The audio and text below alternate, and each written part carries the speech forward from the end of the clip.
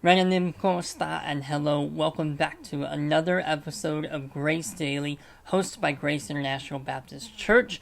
I would encourage you to subscribe to the channel to make sure that you don't miss any of our updates. Also, like and share this video so that we can be a blessing to as many people as possible. The text that will be coming up on Sunday, the full text, will be Philippians chapter 2, verses 12 through 18. But today, we're going to look at Philippians chapter 2, verse 16. Specifically, it says this: holding forth the word of life.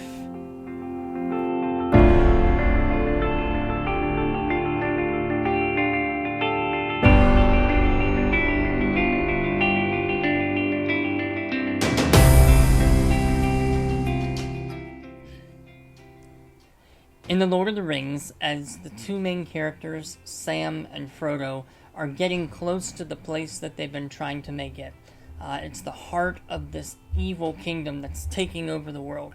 They encounter a wicked enemy that lives in the darkness, and its name is Shelob. And this enemy is feared by both sides for its deep, dark wickedness. And it lives in a series of caves and caverns where there's no light, and so whenever an unsuspecting victim walks into the darkness, it stands no chance against this evil being, Shelob.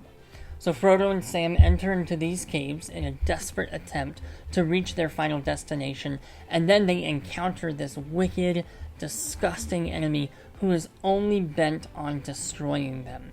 And only Sam and Frodo have a weapon. A little container of starlight that shines brightly in the darkness. And as they encounter Shelob, Frodo and Sam hold out this container of starlight to keep her away. And through the battle, this is what they do, and they emerge victorious, partly because of this light. Now that's the image that we have today. So let's break down the Greek thought for just a second before we dive into application. In the Greek, this phrase, holding forth the word of life, in Greek it would literally read, the word of life holding forth.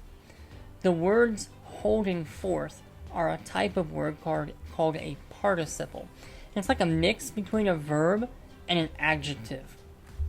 They're highly descriptive words, and this word, in particular, is referring back to the word shine in verse 15, which we will get to on Sunday. But it's telling us how we do this shining like stars.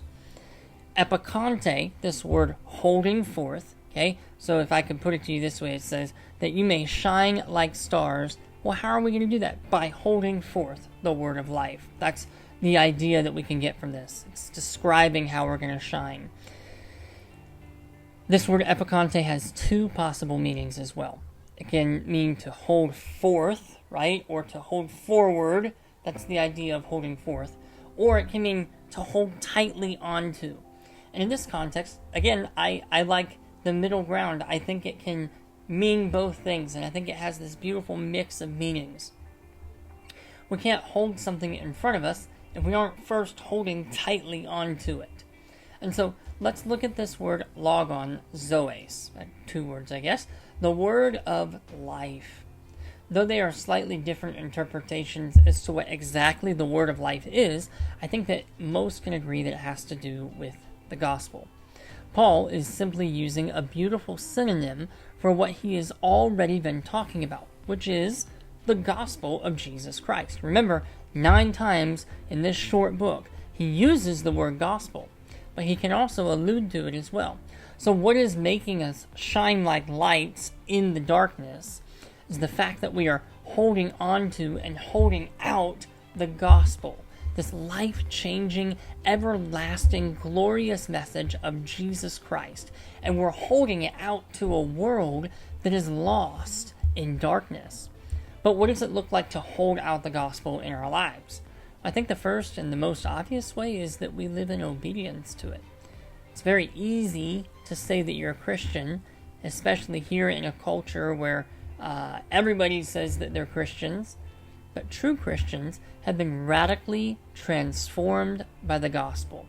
It's no longer about obeying rules or working very hard to mess up, but rather we, as Christians, are walking in a completely different direction than the rest of the culture. Living out obedience to the gospel, holding forth the word of life, is continuing to live obediently to Jesus, even when it is no longer convenient or popular or easy. But holding forth the word of life also means that we're proclaiming it. The ancient Chukis navigated the seas by using the stars. And when we hold forth the word of life, we are being a guiding light for all people so that they can see how the true path to life. Our friends right now, many of our relatives, friends, neighbors, co-workers are aimlessly wandering through the darkness of life because they have never experienced the life-changing light of the gospel. So our job is to hold out that light, to show them that they are walking in darkness, and we are inviting them into the path of life.